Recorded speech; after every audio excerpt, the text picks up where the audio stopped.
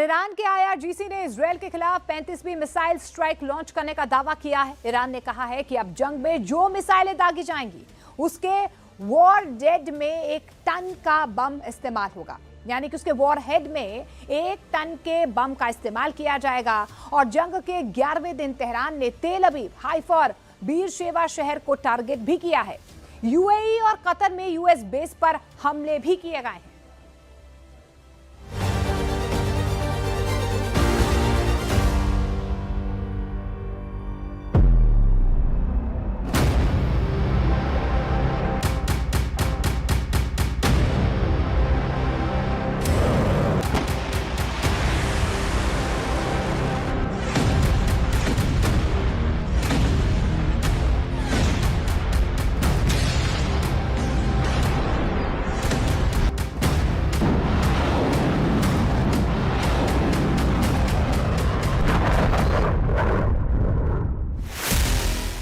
Netanyahu ने माना युद्ध अभी खत्म नहीं हुआ। ट्रंप ने माना ईरान से युद्ध लंबा चलेगा। सऊदी अरब गिड़गिड़ाया, बंद करो लड़ाई। ईरान की धमकी, सभी दुश्मनों करो सरेंडर।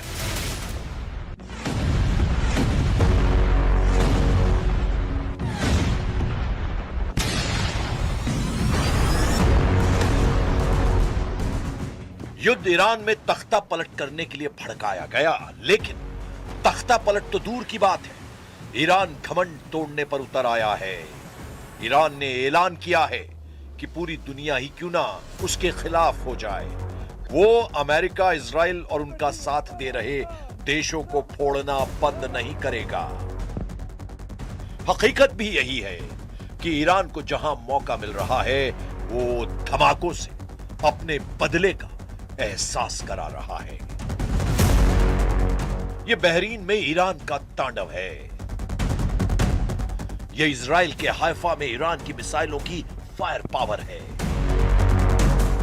यह इराक के इरबिल में अमेरिकी सैन्य अड्डों पर ईरान का ढाया कहर है।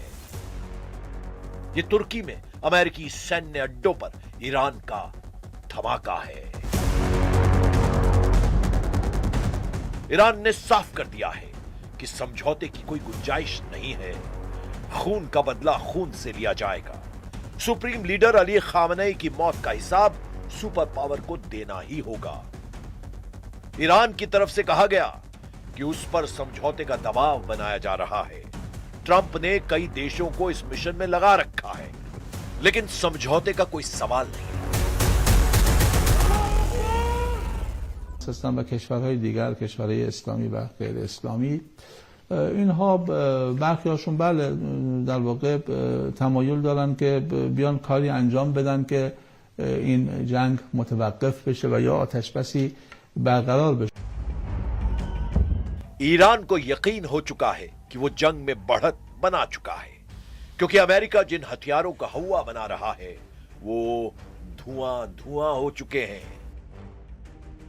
ईरान ने दावा किया है कि उसके मिसाइल हमलों में खाड़ी देशों में अमेरिका का सैन्य ढांचा ढह गया है।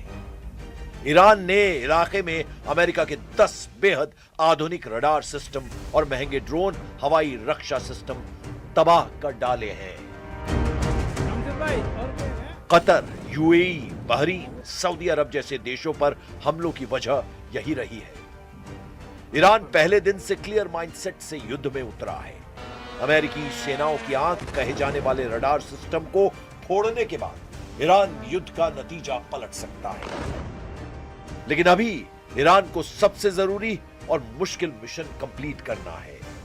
ईरान के करीब अब सिर्फ तुर्की में ट्रंप का रडार सही सलामत है, इसीलिए ईरान ने तुर्की की तरफ मिसाइलों का रुख कर रखा है। तुर्की के मालात्या स्टेट में अमेरिका का कुरेशिक रडार स्टेशन है। यूएस आर्मी का ANTPY-2 रडार सिस्टम यहां लगा हुआ है, जो high resolution ballistic missile tracking radar है। यहीं पर थर्ड यानी terminal high altitude area defence के साथ नेटो की बैलिस्टिक मिसाइल डिफेंस की सिक्योरिटी लेयर है।